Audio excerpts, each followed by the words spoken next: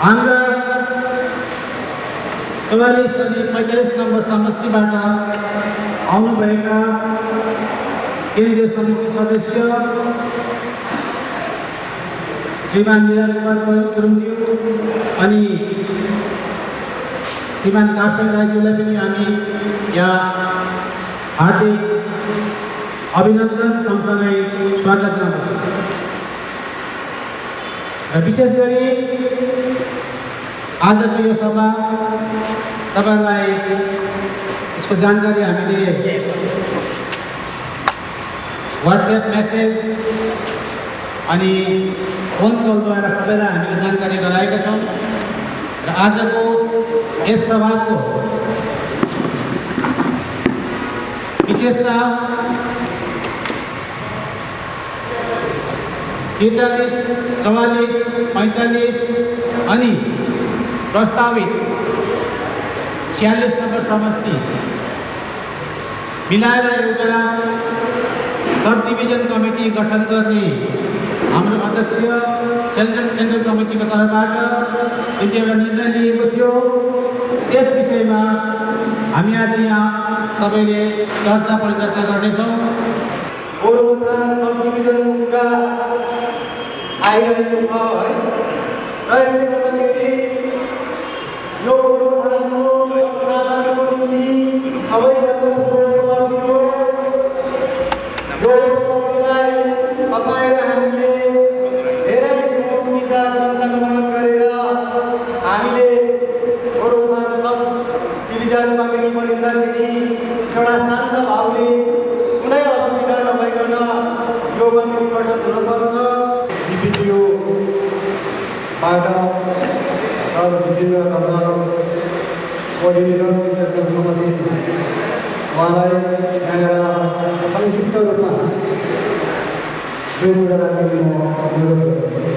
आज हामी 3.5 वर्षसम्म यसरी झिन्चिएर मिचिएर बसिरहेको थियौँ र आज हामी एउटा मैदानमा उत्रेछौँ। हामी सबैले माया गरेर यस पार्टीलाई बचाएर राखिरहेको छौँ र मलाई लाग्छ भोलिको दिनमा जुन एउटा सब डिभिजन कमिटी बनिन्छ पहिलाको जस्तो गुटबाजी नहोस्, किनकि गुटबाजीले गर्दाखेरि हाम्रो पार्टीलाई यति हामीले यस्तो दुःख भोग्नु परिरहेको छ र हामी चयन गर्छौँ जसलाई तपाईँले चयन गर्नुहुन्छ।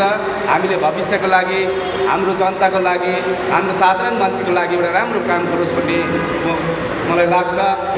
हामी जतिसक्दो एउटा अनुशासित भएर डिसिप्लिनमा मेन्टेन भएर र यसको निम्ति चाहिँ पार्टीको एउटा संविधान जुन पार्टीको कार्यकारी समितिको निम्ति एउटा संविधान कन्स्टिट्युसन बनाएर चाहिँ सबैलाई त्यो संविधानभित्र बाँधिएर बसेको चाहिँ धेरै पार्टीहरू अगाडि जानुमा धेरै सहायता पुर्याउँछ जस्तो लाग्छ मलाई।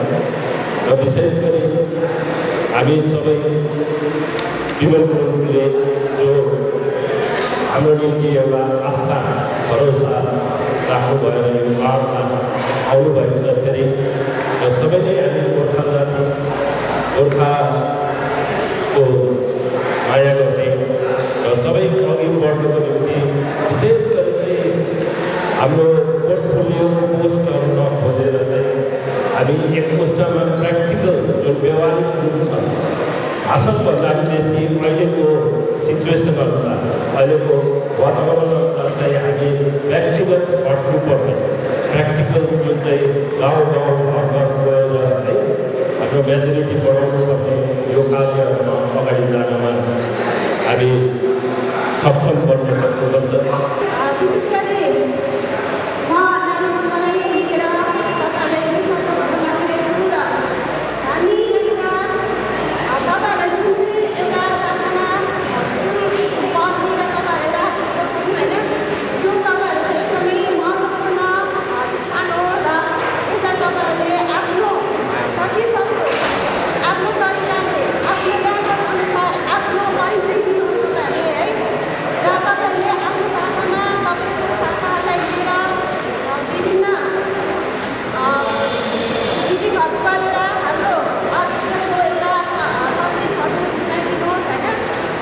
आगामी दिनमा अध्यक्षज्यू आउनु भए पश्चात गोरुबथानलाई 43, 44 अनि 45 नम्बर समष्टिहरूलाई लिएर गोरुबथान महकुमा समिति गठन हुन गइरहेको छ।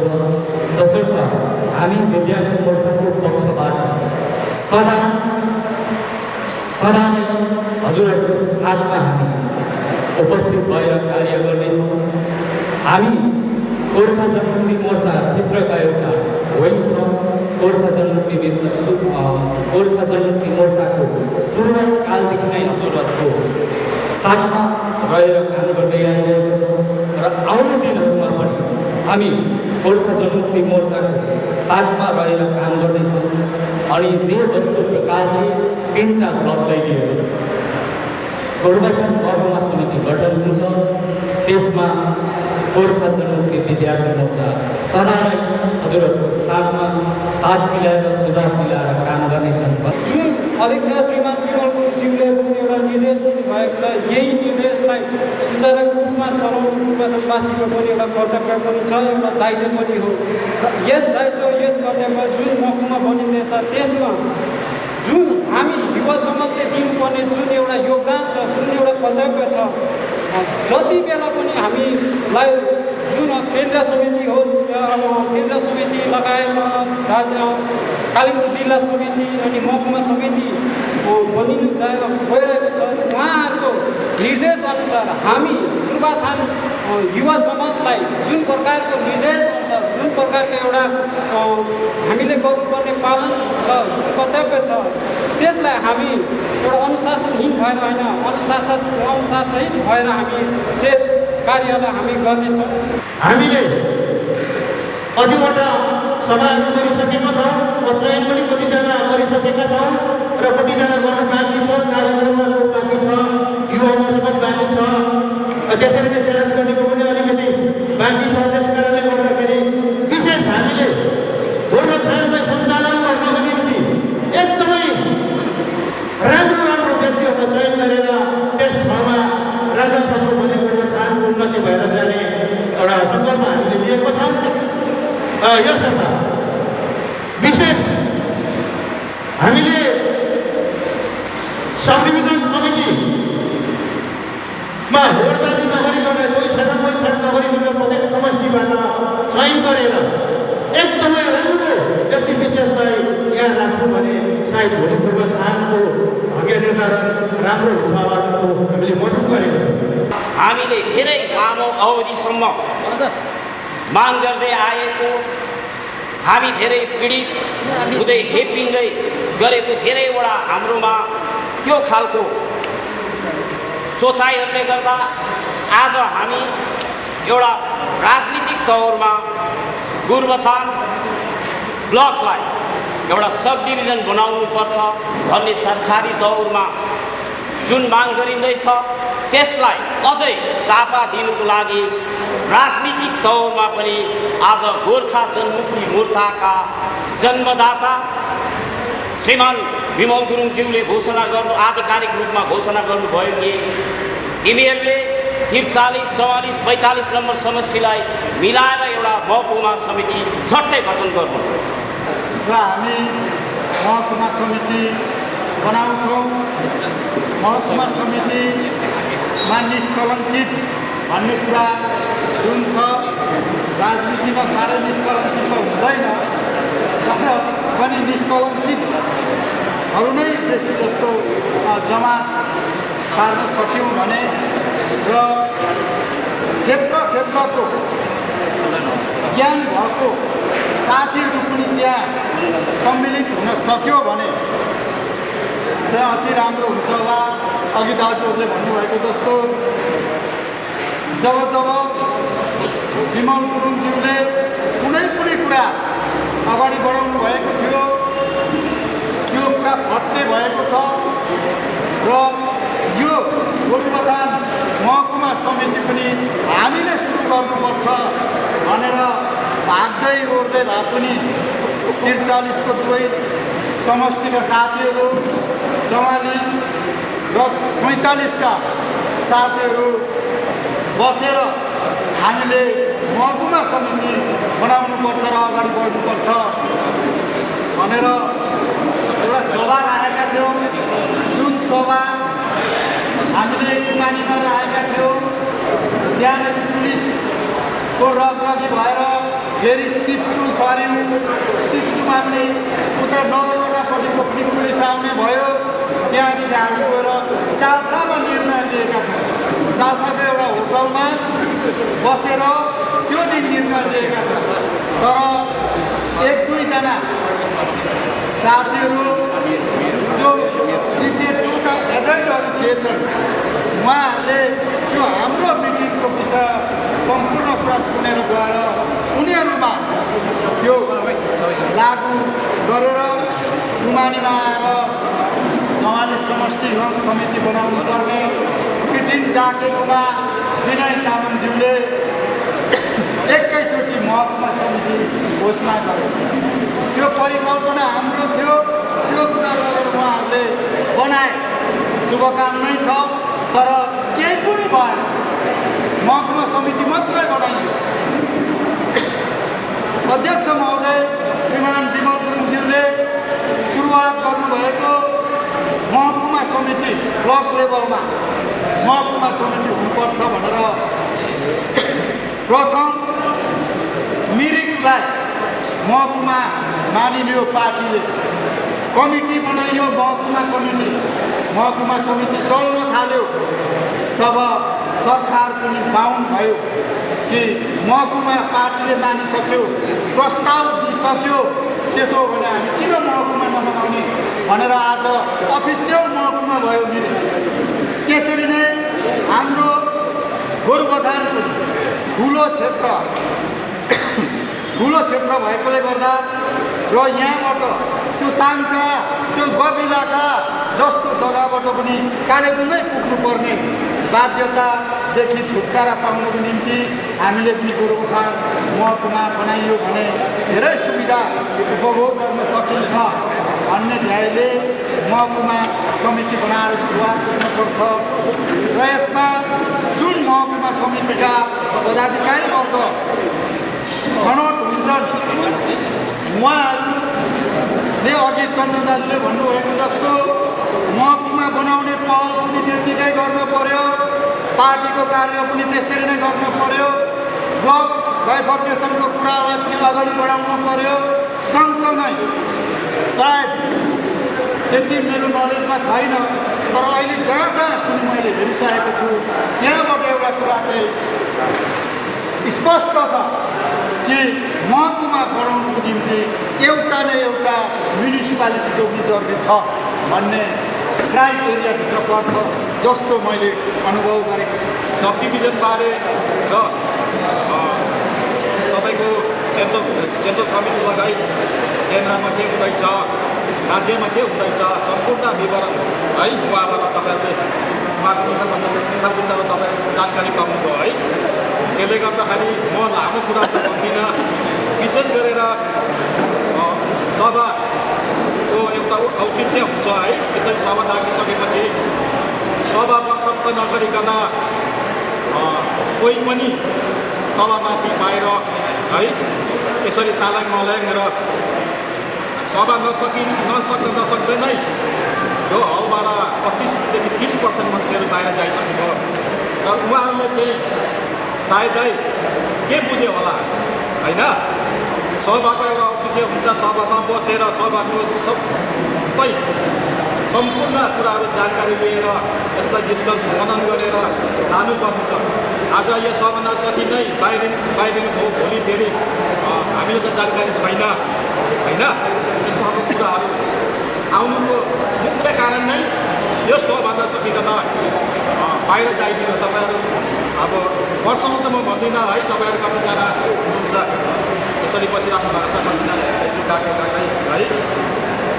त्यसले गर्दाखेरि सभाको मुख्य कारण नबुझिकन हामी बाहिरिँदाखेरि हामी नै माइनसमा आउँछौँ र हामी बुझेको हुँदैनौँ है। सबैलाई नमस्कार। विशेष गरेर हाम्रा अध्यक्ष श्रीमान विमल गुरुङज्यूले कालिम्पोङबाट जुन तरिकाले गोरुबथान ब्लकलाई राजनैतिक रूपमा जुन चाहिँ महकुमाको दर्जाको निम्ति घोषणा गर्नुभयो र त्यो घोषणालाई समग्र गोरुबथानवासीको पक्षबाट हामी खुसीको साथमा एकदम त्यसलाई हामी स्वीकार्छौँ। साथै त्यो हाम्रो एउटा यस क्षेत्रको निम्ति एउटा उपलब्धिको रूपमा हामी विशेष गरेर मान्छौँ। यही आधारमा महकुमाको घोषणा भइसकेपछि राजनीतिक रूपमा महकुमा समिति गठन गर्नुपर्ने एउटा प्रक्रियाको पनि विशेष गरेर उहाँले समग्र नेतृत्ववर्गलाई जिम्मा दिएको हुँदाखेरि हामी गत केही दिनदेखि 45, 44, 43 हामी यसरी महकुमा समिति गठन प्रक्रियालाई अगाडि बढाउँदै सबै सङ्गठनसँग जोडिएका हाम्रा जति पनि भातृ सङ्गठनहरू छ, समष्टि कमिटी, युवा मोर्चा, नारी मोर्चा, त्यस्तै तरिकाले ट्रेड युनियन, जुस्लो, जिपिटिओ, जिएसटिओ, जति पनि सङ्गठनसँग जोडिएका हाम्रा सङ्गठनहरू, भातृ सङ्गठनहरू छ, सबैलाई नै लिएर अनि समाजमा रहेका विशेष गरेर बुजुर्ग व्यक्तित्वहरू, ज्ञानी ध्यानीहरूलाई लिएर विशेष गरेर हामी महकुमा समिति हामीले कसरी भोलिको दिनमा यस क्षेत्रको जनताको सेवाको निम्ति काम गर्न सक्ने एउटा बलियो अनि सशक्त कमिटी हामी गठन गर्न सक्छौँ। त्यसको लागि विशेष गरेर सबैसँग सरसल्लाह माग्दैछौँ, सुझावहरू उहाँबाट हामी लिँदैछौँ, चर्चा परिचर्चा गर्दैछौँ र यसैका आधारमा आज यसरी 43 नम्बर समष्टिका समष्टि 1 अनि समष्टि 2 लाई लिएर समग्र रूपमा हामी सबैजना नेतृत्वहरूको उपस्थितिमा यो अन्तर्क्रियात्मक सरसल्लाह सुझावको कार्यक्रम हामीले विशेष गरेर आयोजना गरेका छौँ र हामीले सबैलाई एकदमै सक्षम सबल भोलिको दिनमा राजनीतिक तौरमा र साङ्गठनिक तौरमा मात्रै नभएर यसले जनसेवाको निम्ति उपलब्धिमूलक क्रियाहरू गरेर हाम्रा गरिब निमुख जनतालाई सेवा पुर्याउन सकुन् भन्ने खातिर हामीले यो रूपमा यसलाई चर्चाको रूपमा अगाडि बढाएर उहाँहरूबाट जुन तरिकाले एउटा भोलिको दिनमा चयन प्रक्रिया पुरा हुन्छ त्यस पछाडि हामी विशेष गरेर पूर्ण रूपमा राजनीतिक तौरमा हामी महकुमा समिति गठनको प्रक्रियालाई अध्यक्ष विमल गुरुङको उपस्थितिमा पुरा गर्नेछौँ। अनि जब महकुमा समिति पूर्ण रूपमा यहाँनिर राजनीतिक तौरमा गठन भइसकेपछि यही कमिटीको माध्यमबाट विशेष गरेर जनसेवाका लागि विविध कार्यक्रमहरू लिएर हामी अगाडि बढ्नेछौँ। त्यसमा प्रमुख रूपमा गोरुबथान महकुमाको एउटा सरकारी तौरमा मान्यता दिलाउनको निम्ति, त्यसरी नै गोरुबथान ब्लक अति नै ठुलो भएको हुँदाखेरि यसलाई 44 र 45 का 5 वटा ग्राम पञ्चायतलाई लिएर ब्लकलाई बाइफर्केसन गरेर नयाँ ब्लक गठन गर्नको निम्ति यो दुईवटा प्रमुख मागहरूलाई विशेष गरेर हामी राजनैतिक तौरमा यो महकुमा समितिको तत्परतामा हामी अध्यक्ष विमल गुरुङको नेतृत्वमा यो कुरालाई अगाडि बढाएर विशेष गरेर समग्र जनतालाई हामी न्याय दिलाउने पक्षमा हामी काम गरेको हुन्छ।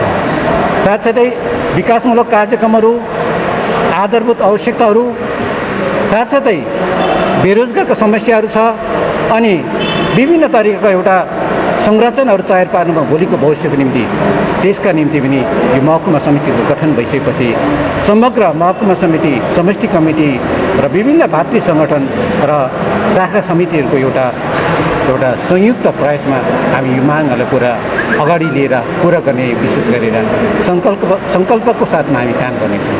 र यसले गर्दाखेरि आज हामी विशेष गरेर यहाँनिर भेला भएको प्रमुख तात्पर्य त्यो हो।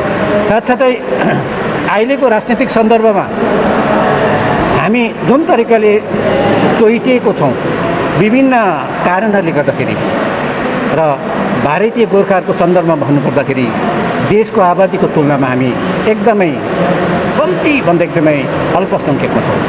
माइक्रोस्कोपिक माइनोरिटीको रूपमा हामी गोर्खाहरू छौँ र हामी माइक्रोस्कोपिक माइनोरिटीको रूपमा रहेको गोर्खाहरू नै हामी विभिन्न स्वार्थहरूको कारणले चारपट्टि विभाजित भएर बस्यौँ भने हाम्रो अनेकता भोलिको दिनमा हाम्रो एउटा विलुप्तको कारण बन्न सक्छ।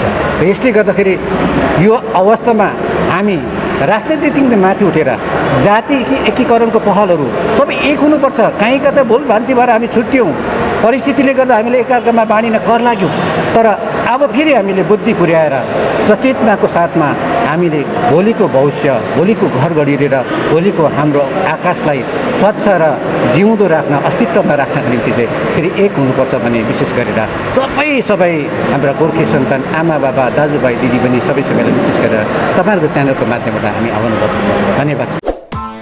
Press the bell icon on the YouTube app and never miss another update.